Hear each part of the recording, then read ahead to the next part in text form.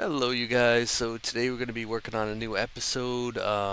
Today I'm actually working on a new PC. Basically, it was my old 5700G. Like I mentioned, I'm going to be. I think I mentioned this a few years ago, but I'm going to be trying to pretty much stream with it, see how it works. I'm also going to be making kind of like a server out of it, so we're going to see. My main goal is to try to keep the temperatures down. We want to keep the wattage down a little bit. There's a few things I tried and failed. I might have to tweak it a little bit more and just keep trying to tweak it a bit and see how we do.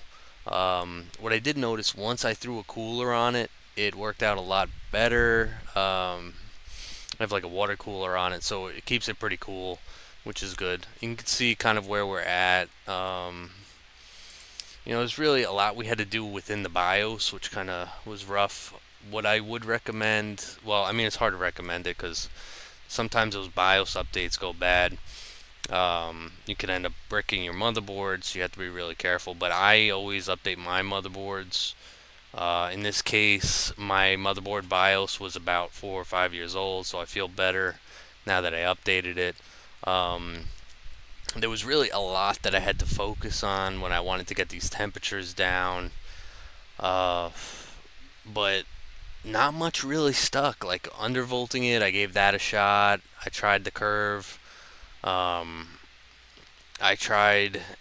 Well, they even mentioned like increasing the clock a little bit on both the graphics card and the processor. So I did that just to kind of see what we can get for that low of a voltage. But really, me lowering down the voltage to like 13.5 really wasn't cutting it.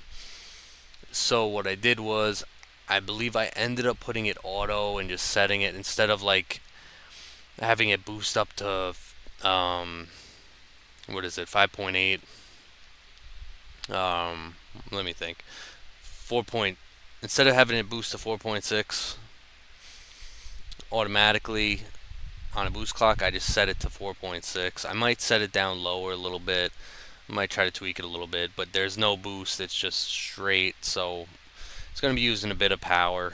My main goal was to lower the power usage, which for this case, it might be low enough already. There's no graphics card set up to it.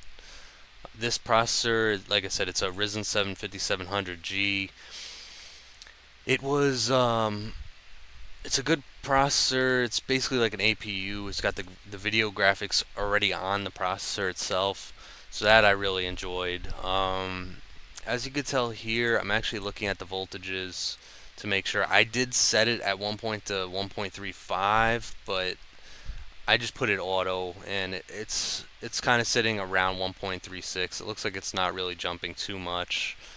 Um, the problem with the undervolting, I was realizing, well, I was noticing a lot of issues in Cinebench, so that was a problem. I'm like, you know what? I could lower the performance by 2,000 points on the Cinebench multi core, but I don't really want to do that. So me putting it to 5.6 or 4.6, excuse me, me putting it to 4.6 gigahertz, it actually allowed me to get a much better score. I'm sitting at around 15,100, which from what I understand is around about what they usually get, if not somewhere around 5700X. So it really helps the chip, hopefully perform a lot better. And the performance is going to be primarily for like video recording. I need it to be able to handle these kind of tasks. I'm sure it's like fairly simple, but there might be some software that it could be difficult. You see, it's sitting a little under 4.6. It's at 4.8. The voltages look okay. I don't really see it going over 1.4, but even if it goes over 1.4, we're just going to see a lot of temperatures, a lot of heat rising. So, but overall, I don't think it's all that bad to where I really need to change all that much. See the wattage usage. I'm doing a few things in the background. Normally, it's sitting around like, I think that minimum is probably where it's sitting around. So the minimum is probably where it's normally at. value, and then there's the maximum, probably at full load or however. Um, but yeah, I'm pretty happy with this rig. I got I believe Windows 10 on it. I did manage to get the graphics clocked 400 megahertz higher directly from the BIOS, so that worked out pretty well. If you don't already, they have a XMP profile. Definitely helps unlock that RAM a little bit, because otherwise your RAM's probably going to be running stock or whatever the base is. With my RAM here, it's at generally at 2400 megahertz, but you get that. I don't know why it's not showing it here, but basically it gets it up to whatever it's supposed to be set at. So the XMP for this set of RAM is 3600 megahertz. If you're running it at 24, um, you're gonna see a speed difference. You're definitely gonna see a speed difference overall. Um, but yeah, let me know what you guys think. Pretty happy with this setup. We're gonna be doing a lot more videos. Hopefully, more 360 videos. I've been working on kind of like cleaning up the room. I know I play my 360 here, so I figured, you know what? Let me just set it up here, and we'll try to make our videos here, and we'll have a good time. I'll stream a little bit, and I'm just glad to have my viewers, my subscribers here watching these videos, and I'm hoping to put more content out. But overall, yeah, I love doing this stuff, and these kind of computers are always fun to work on. I have a lot of graphics cards, a lot of content to make, and I just feel like not enough clean room. You know what I mean. But yeah, our main goal here is just we're gonna work on these clocks, work on these temperatures, and see what we could do.